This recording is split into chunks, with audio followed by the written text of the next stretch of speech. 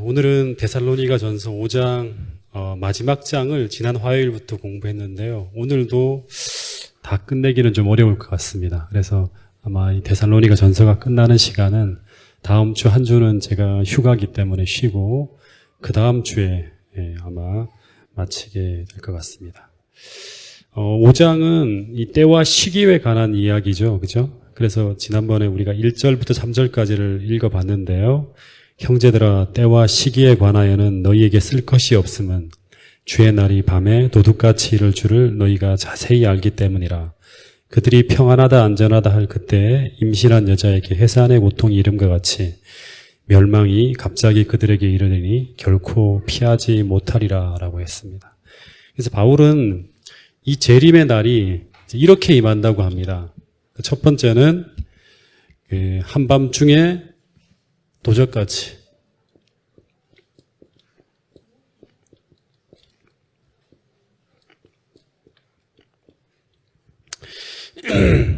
다시 말해서 세상이 깊은 어둠에 휩싸여서 세상이 영적으로 깊이 타락하며 어두워져서 거의 대부분의 사람들이 주의 오심을 예상하지 못할 때, 그때가 주님이 오시는 때라고 합니다. 그래서 사람들이 지금 다 예수님 재림한다 하면 다 웃잖아요. 그죠? 근데 이럴 때가 주님이 오실 수 있는 때가 된다고 합니다. 그리고 더 나아가서 데살로니가 전서 5장뿐 아니라 마태복음 25장까지 같이 비춰보면 이 한밤중이라는 단어를 본다 그러면 그 열처녀의 비유에 신랑을 기다리려고 하면서 신랑을 맞으러 나간 처녀들도 어떻게 했죠? 이 어두움을 이기지 못하고 다 졸며 자고 있는 그 형편이 벌어질 때, 그러니까 교회마저도 다 사람들이 주님을 기다리지 않을 그런 때, 그런 형편이 벌어질 그때가 바로 주님이 오시는 때라고 합니다. 그리고 그때 어떻게 온다? 도적같이. 다시 말하면 뜻밖의 예고 없이 마치 도적대들이 들이닥치는 것처럼 그렇게 재림의 날은 찾아올 거라고 합니다. 그래서 마태복음 24장 37절에 보면 예수님이 하신 말씀이죠. 노아의 때와 같이 인자의 임함도 그러하리라. 홍수전에 노아가 방주에 들어가던 날까지 사람들이 먹고 마시고 장가들고 시집가고 있으면서 홍수가 나서 그들을 다 멸하기까지 어떻게 했다?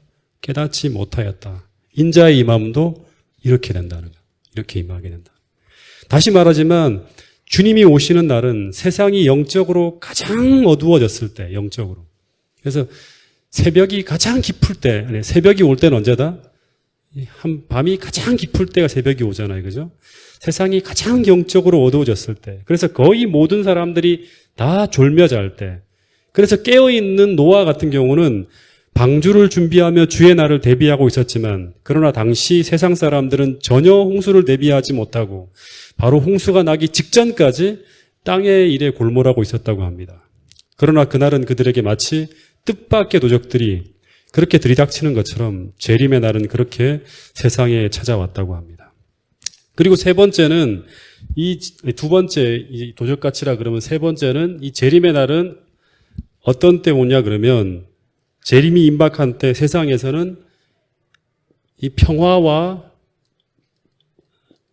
안전에 대한 기별이 이제 외쳐지는 그러한 때라고 합니다. 그러니까 주님이 바로 직전에 온다 그러는데도 불구하고 세상에서는 평화와 안전을 외치는 기별이 온 교회와 온 세상에 외쳐지고 있는 그러한 때에 주님이 온다 그럽니다. 근데 반대로 바울은 말하기를 그들이 평안하다 안전하다 할 그때, 그들이 평화와 안전을 부르짖는 그때 임신한 여자에게 해산의 고통이 이름과 같이 멸망이 갑자기 그들에게 이르리니 결코 피하지 못할 거라고 합니다.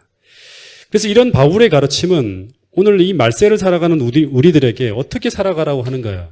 예수님이 한밤중에 도적같이 또 세상이 평화와 안전을 외치는 이런 전혀 예상이 어려운 그런 시기에 주님께서 온다 그럽니다. 그래서 이런 세상의 그런 어떤 징조들이 모든 예수님의 재림의 때를 알려주지 않는 이러한 때, 우리가 재림의 날로 맞게 될 때, 그때 이 말세를 살아가는 우리들이 어떻게 살라고 하는 거예요? 마태복음 24장이나 데살로니가 전서 4장에서 말하기를 이런 세상, 종말이 이렇게 오기 때문에 우리는 어떻게 해야 된다? 늘 깨어서 준비하고 기다려야 한다. 예.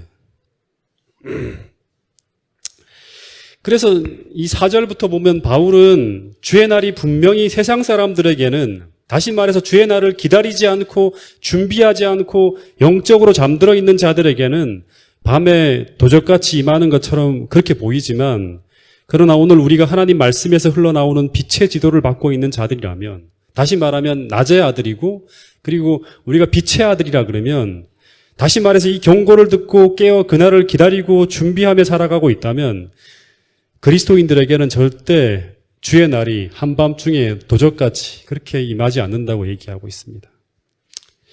그래서 오늘 우리도 마찬가지예요. 지금 이 시대는 재림을 준비하는 그러한 시대이기 때문에 날마다 영적인 민감성이 떨어지지 않도록 늘 기도하고 또 깨어서 시대의 징조를 분별하면서 세상에 파묻혀 살아가는 게 아니라 그날을 진실하게 기다리는, 주님을 사랑하는 그러한 성도들이, 동작중앙교회 성도들이 될 수 있기를 간절히 바라겠습니다.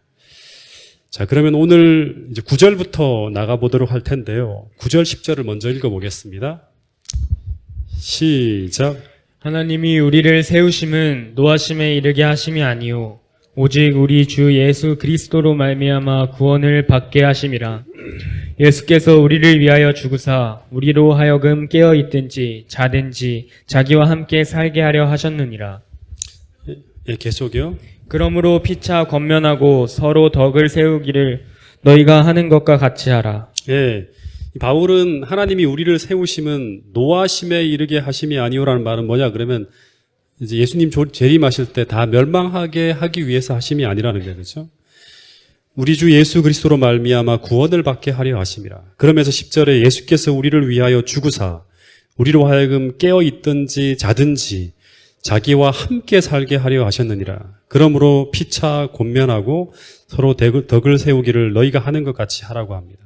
그러니까 다시 말하면 바울은 예수님께서 우리를 위해서 죽으신 목적, 즉 희생하신 목적은 예수께서 우리 모두를 사랑하셔서 모든 신자들이 예수와 함께 하늘에서 영원히 살게 하는 것이 바로 그것이 하나님께서 죽으신, 예수님께서 돌아가신 목적, 그리고 다시 오심의 목적이라고 하는 거예요.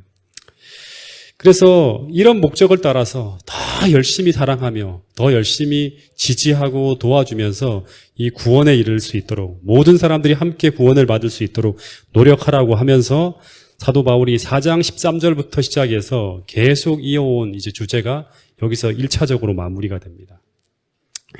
그리고 12절부터는 이제 성도들의 일상생활 가운데 가져야 될 그런 자세들을 요약하면서 교훈하고 있는데, 그 12절부터 먼저 15절까지 이 부분은 교회에서의 어떤 대인 관계에 대한 부분을 사도 바울이 하나하나 이제 마지막으로 다루고 있어요. 그걸 먼저 한번 읽어보도록 하겠습니다. 12절부터 15절입니다. 시작. 형제들아, 우리가 너희에게 구하노니 너희 가운데서 수고하고 주 안에서 너희를 다스리며 권하는 자들을 너희가 알고 그들의 역사로 말미암아 사랑 안에서 가장 귀히 여기며 너희끼리 화목하라. 또 형제들아, 너희를 권면하노니 게으른 자들을 권계하며 마음이 약한 자들을 격려하고 힘이 없는 자들을 붙들어주며 모든 사람에게 오래 참으라. 네, 이제 여기서부터는 아마 이제 좀 한번 우리가 다 같이 한번 좀 잘 들어봐야 될 것 같은데요. 먼저 12절에 바울은 너희 가운데서 수고하고 고난하는 자들, 너희 가운데서 수고하고 고난하는 자들은 누구를 가리킵니까? 너희 가운데서, 이 교회 안에서 수고하면서 고난하는 자들은 누구를 가리키냐 그러면 교회 감독들이나 이런 지도자들을 말합니다. 장로님들, 그다음에 뭐 집사님들 중에서도 이제 어떤 그런 지도자들, 그리고 뭐 교회에서 여러 가지 부서를 맡은 부서장들을 말하겠죠. 그죠? 근데 데살로니가 교회에 세워진 이 지도자들은 이제 요 사도 바울이 편지를 보내는 이때까지 기간이 그렇게 길지 않아요. 몇 달 채 안 되는 사이에 지도자들이 세워졌어요. 그래서 아마 새로 세워진 지도자들은 어쩔 수 없이 경험이 없었겠죠. 사도 바울도 떠나고 있기 때문에, 그죠? 그래서 합당한 지도력을 발휘하지 못하는 가운데서 성도들에게 인정을 받지 못하고 있었던 것 같다고 합니다. 그래서 바울은 너희 가운데서 수고하고 주 안에서 너희를 다스리는 자들을 너희가 어떻게 하라? 먼저 알고라고 말하는데 이 알고라는 말은 그들이 지도자임을 인정하고 그리고 존경하라고 하는 거예요. 예. 비록 그들이 경험이 없고 부족하다 할지라도 좀 지도력이 부족하다고 하더라도 성도들이 그 리더십을 부정하고 무시하고 함부로 대하는 것이 아니라 그를 인정하고 존경하고 따라주라고 하는 거예요. 예. 그렇게 할 때 그런 모습이 교회의 아름다운 모습이 된다고 하는 거예요.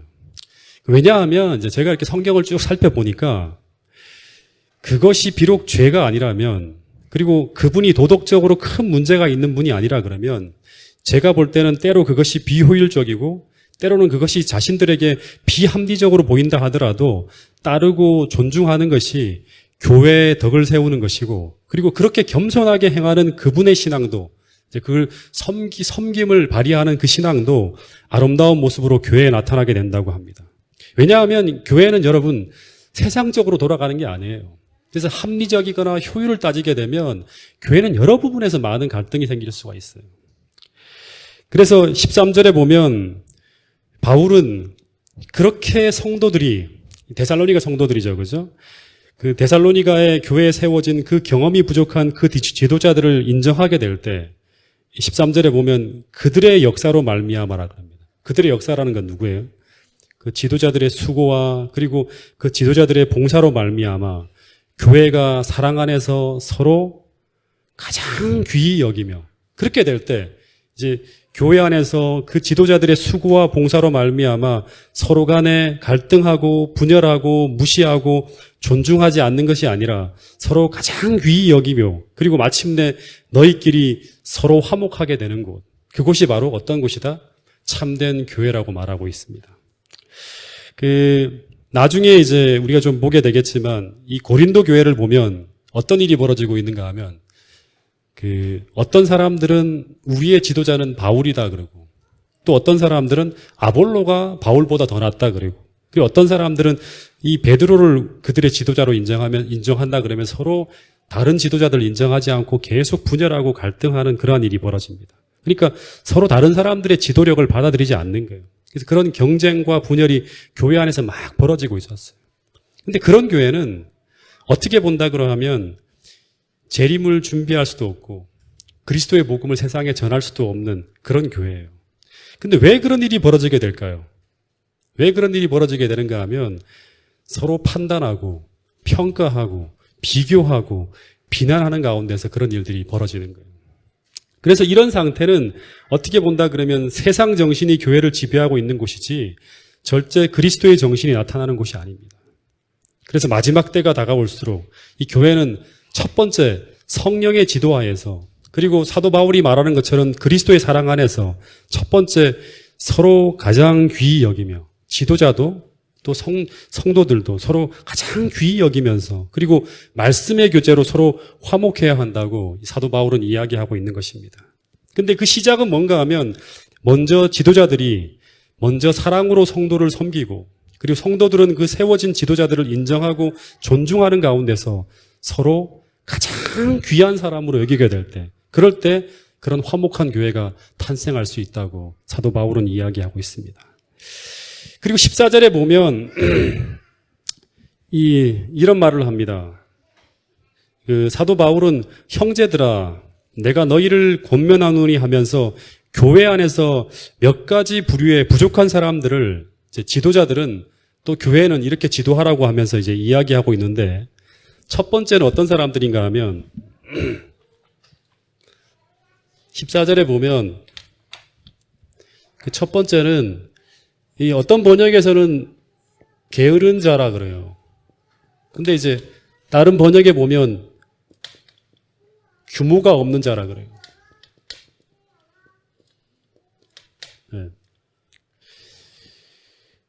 이 규모가 없는 자들이라는 것은 이제 군사 용어래요. 군사 용어인데 이 사람들, 이 부류의 사람들은 어떤 사람들인가 하면 이제 그 교회에 여러 가지 어떤 문제를 일으키는 사람들이에요. 계속 나열한 사람들은. 근데 이 사람들은 그 대열에서 이탈한, 규율에 불복하는 또는 무질서한 사람들, 이런 사람들이에요.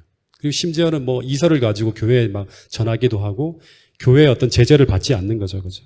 이런 사람들을 어떻게 대하느냐 하면 권계하라고 이제 이야기합니다. 권계. 이 권계라는 말을 이제 그 원어를 찾아보니까 누데테오라는 단어를 쓰는데 이 말은 경고하다, 충고하다라는 굉장히 강력한 단어예요. 그러니까 다시 말하면 권면하고 징계하라는 말이에요. 그러니까 이제 교회가 어떤 부분에서 그 나가야 될 부분에서 전혀 따르지 않고 자기 멋대로 행동하면서 계속 교회의 어떤 그런 결정이나 이런 부분에서 따르지 않는 사람들한테는 권면하지만 때로는 이제 강하게 경고도 하면서 그 사람으로 하여금 바르게 돌아올 수 있도록 강하게 대하라고 얘기를 합니다. 그 두 번째는 어떤 사람들인가 하면 본문에 보니까 마음이 약한 자들이죠. 이 마음이 약해서 하나님의 율법이나 어떤 여러 가지 부분에서 순종하지 못하고 헌신하지 못하는 그런 사람들이 있대요. 근데 이런 사람들은 어떻게 본다 그러면 마음이 약해서 겁이 많고 소심한 자들이죠. 두려움이 많은 사람들이에요. 이런 사람들이 하나님의 법의 순종과 헌신에 이제 어려움이 보일 때 그때마다 어떻게 해야 되는가 하면 교회는 불편한 시선이라든가 증책하는 이야기로 이끌기보다 이런 사람들을 바울은 어떻게 하라 그럽니까? 더 많이 위로하고 권면하라 그럽니다. 이런 사람들에게는 위로가 필요해요. 네. 위로하고 권면하라 그럽니다. 그리고 세 번째는 어떤 사람들인가 하면 이런 사람들이 또 있대요. 힘이 없는 사람들이래요. 힘이 없는 사람들은 어떤 사람들이에요? 네? 밥을 못 먹어서 힘이 없는 사람들이니까. 그런 사람들이 아니라 육체적으로 힘이 없는 사람들이 아니라 영적으로 힘이 없는 사람들이에요. 그러니까 이런 사람들은 의지가 약한 사람들이죠. 우리 가운데도 그런 사람들이 많죠. 그래서 넘어지고 또 넘어지고 계속 쓰러지는 거예요. 근데 이런 사람들을 사도 바울은 어떻게 하라 그럽니까? 붙들어 주라 그럽니다.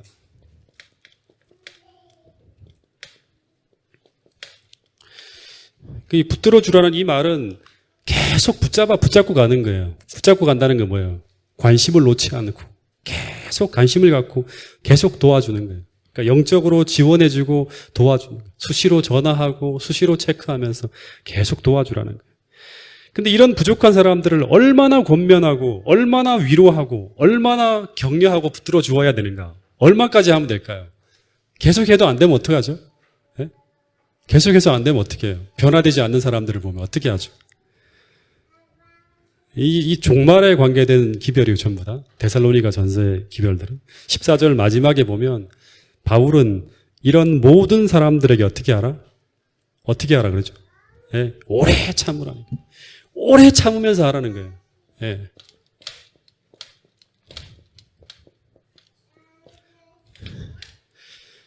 다시 말하면 이런 연약한 사람들을 오래 참으며 끝까지 권면하고 끝까지 위로하고 끝까지 붙들어주는 곳, 그곳이 바로 뭔가 하면 참된 하나님의 교회라고 하는 거예요.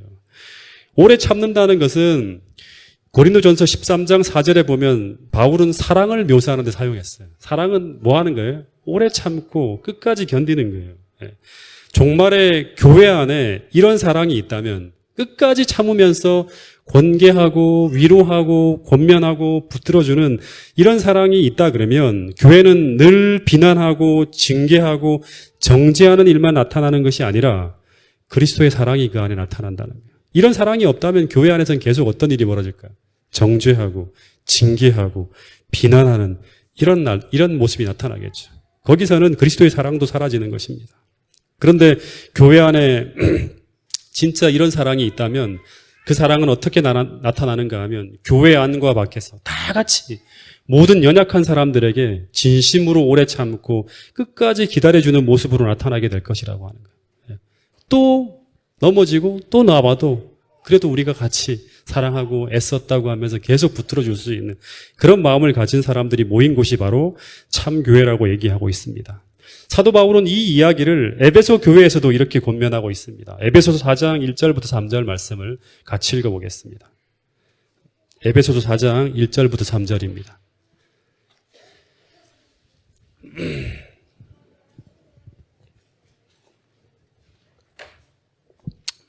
에베소 4장 1절부터 3절 시작. 그러므로 주 안에서 갇힌 내가 너희를 권하노니 너희가 부으심을 받은 일에 합당하게 행하여 모든 겸손과 온유로 하고 오래 참음과 사랑 가운데서 서로 용납하고 평안에 매는 줄로 성령이 하나 되게 하신 것을 힘써 지키라. 예, 그러므로 내가 주 안에서 갇힌 내가 너희를 권하노니. 감옥에 있는 거죠, 그죠? 에베소서를 쓸 때. 근데 너희들에게 어떻게 권하는가 하면 모든 겸손과 온유로 하고, 사람들을 대할 때마다 우리는 자꾸 겸손해져야 돼요.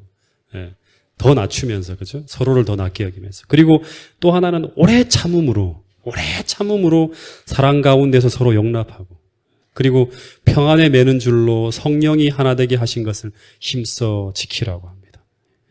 여러분, 우리 가정에서도 교회에서도 우리가 보기에 부족하고 연약한 사람들이 참 많이 있어요. 그런 곳이 교회예요. 그죠?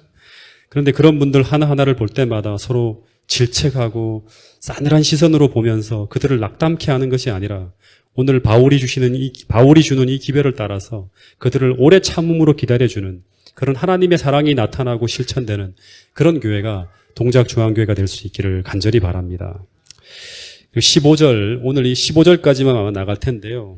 이거 15절은 데살로니가 교회 성도를 향한 이 사랑의 최종 목표, 이제 사랑의 마지막 우리가 도달해야 될 지점, 그 지점이 바로 이런 사랑이 아닌가 하는 생각이 듭니다. 그 최고의 사랑에 대한 이 사도 바울의 진술을 조금만 더 읽어보겠습니다. 15절 시작. 삼가 누가 누구에게든지 악으로 악을 갚지 말게 하고 서로 대하든지 모든 사람을 대하든지 항상 선을 따르라.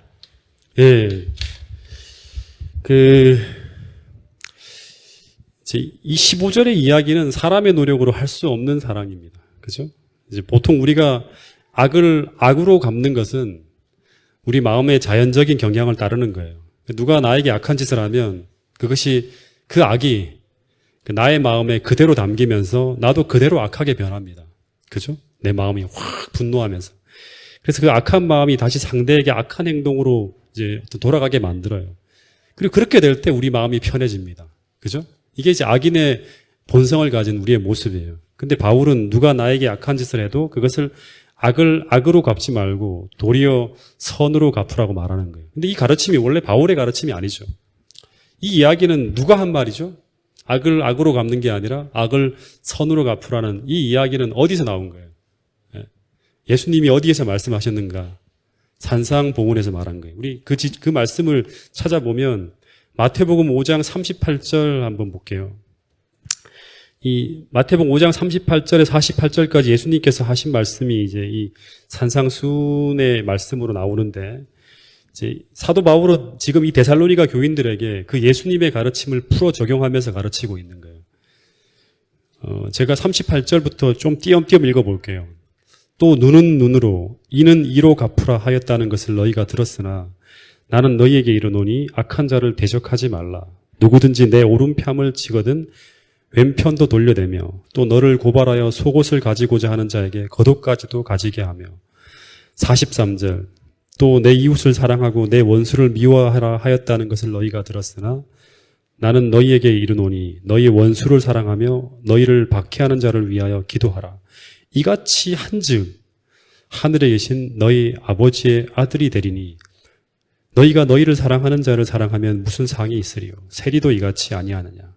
47절 또 너희가 너희 형제에게만 무난하면 남보다 더한 것이 무엇이냐. 이방인들도 이같이 아니하느냐. 48절 같이 읽어보겠습니다. 시작. 그러므로 하늘에 계신 너희 아버지의 온전하신가 같이 너희도 온전하라. 그러니까 이게 명령이에요. 이게 명령입니다. 그러니까 이것은 이 이야기가 산상수훈의 가르침의 아주 중요한 결론이에요. 이 결론은 뭔가 하면 쉽게 말하면 주님이 그렇게 하신 것처럼 주님처럼 용서하고 주님처럼 사랑하고 주님처럼 살라는 거예요. 이게 산상수훈의 결론이에요.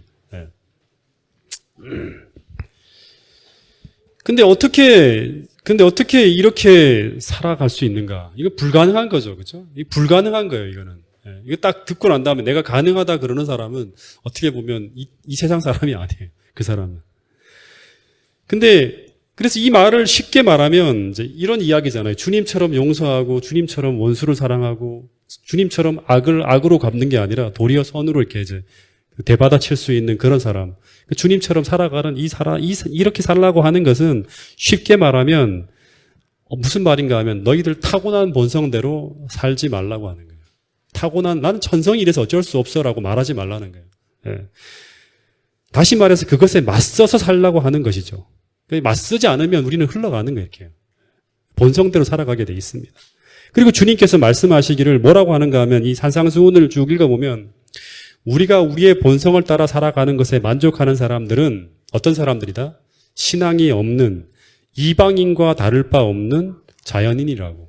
너희들 니들에게 잘하는 사람만 잘해주고 니들에게 무난하는 사람에게 무난하면 그건 세상 사람과 뭐가 다를 게 있냐. 이방인도 다 그렇게 한다. 세리도 그렇게 하지 않느냐 하는 거예요. 그에 반해서 그리스도인들은 그리스도의 마음을 받아서 우리의 본성과 다르게 살아가기 위해 그렇게 살기로 어떻게 보면 결심한 자들이라고 하는 거예요. 그 사람들을 가리켜서 하나님의 아들이라 일컬음을 받게 된다고 하는 거예요. 예. 우리 침례받는 거 다 그렇게 결심하는 거거든요. 주님, 제가 이제는 더 이상 나의 옛 본성을 따라 살지 않고 새로운 생명을 받아서 살겠습니다. 날마다 그걸 선택하겠습니다. 괴롭고 힘들지만. 그런 어떤 결심을 하는 게 바로 침례잖아요. 그런데 바울은 우리 보고 이런 산상수훈의 가르침을 그냥 적당하게 따라가라고 하지 않고 있어요. 이 본문을 보면 15절에 보면 바울이 뭐라고 하는가 하면 데살로니가 5장 15절에 보면 바울은 항상 그러니까 이런 산상수훈의 가르침, 이런 사랑을 추구하는 이런 선을 그러니까 이런 선이죠. 이런 선을 그러니까 이 선을 산상수훈의 가르침이에요. 악을 악으로 갚지 말고 도리어 선으로 보답하라는 이런 선을 항상 해요. 항상 어떻게 하는가 하면 쫓으라고 합니다.